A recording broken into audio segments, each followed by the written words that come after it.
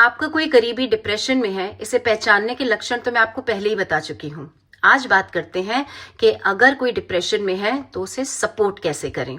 जब हमारा कोई दोस्त या कोई करीबी डिप्रेशन से गुजर रहा होता है तो हमारे लिए सबसे मुश्किल बात होती है ये समझना कि क्या बोलें, क्या करें, कैसे हेल्प करें। और ज्यादातर लोग ऐसे समय में ज्ञान देना शुरू कर देते हैं या फिर इग्नोर कर देते हैं क्योंकि वो समझ नहीं पाते कि करना क्या है। तो कुछ practical tips of supporting a depressing patient, the dos and don'ts. ऐसे समय में कुछ इस प्रकार के शब्द बिल्कुल ना बोलें, जैसे मैं समझता हूं, मैं समझती हूं, क्योंकि एक्चुअली आप समझ नहीं पाएंगे उनकी सिचुएशन को। या फिर सब कुछ ठीक हो जाएगा, these are merely empty words, खोखले शब्द हैं, इनका कोई असर नहीं होगा। या पॉजिटिव सोचो, लाइफ तो ऐसी ही होती है, सबके साथ लाइफ में ऐसा ही होता है, अपनों के लिए सोचो। All these are waste of time, waste of energy. ये बिल्कुल ना करें। इसकी जगह कुछ ऐसा करें जैसे मैं समझना चाहता हूं, या फिर मैं तुम्हारे साथ हूं, मैं तुम्हारे पास हूं। और कुछ भी कहना समझ में ना आए तो चुपचाप उनके पास जाकर बैठ जाइए। हाथ पकड़ सकते हैं, हाथ पकड़ लीजिए, सिर्फ अपने होने का एहसास दिलाइए।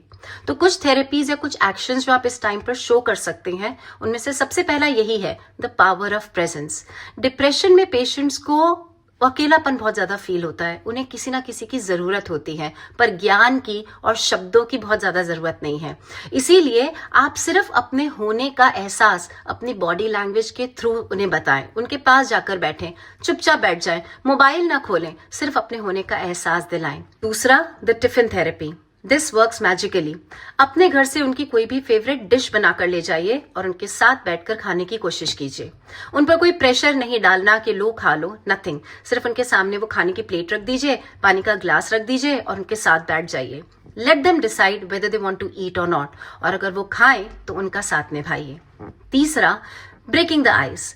डिप्रेशन के पेशेंट्स को रोजमर्रा के काम करने में भी मुश्किल आती है, इसीलिए जो भी वो काम कर रहे हैं उनका साथ दीजिए। For example, if they are folding the clothes तो आप उनके साथ वो काम कीजिए। अगर किचन में वो कोई काम कर रहे हैं, चाय बना रहे हैं, तो उसमें उनका साथ दीजिए। बिना बोले, बिना कोई ज्ञान दिए, बस अपने होने का एहसास उन्हें करवाइए। चौथा and very important, listening without fixing. अगर वो अपने आप को एक्सप्रेस करने की कोशिश करें, कुछ कहने की कोशिश करें, तो जज ना करें, कोई सोल्यूशन देने की कोशिश ना करें, उनकी बात में इंटरप्ट ना करें, और कुछ भी उन्हें ज्ञान देना या कुछ बोलना, ऐसा कुछ भी ना करें। ऐसे समय में पेशेंट्स को सबसे ज्यादा जरूरत होती है किसी ऐसे इंसान की जो उन्हें सुन सके, उन्हें सुने। समझे या ना समझे वो एक अलग बात है, सिर्फ उन्हें सुने, तो ये काम करें। And last and most important, the magical follow up. ये काम सिर्फ एक बार करके ऐसा ना हो कि एक हफ्ता 10 दिन आप गायब हो जाओ। उनका फॉलो अप आपको लेना है, उनके कांस्टेंट टच में रहना है। अगर आप रोज उनसे मिलने नहीं जा सकते तो एक गुड मॉर्निंग का मैसेज कर दीजिए, या ऐसे ही कोई उनका फेवरेट मीम भेज दीजिए, आई मिस यू लिखकर भेज दीजिए। हफ्ते में 2 बार जाकर उनको विजिट कीजिए।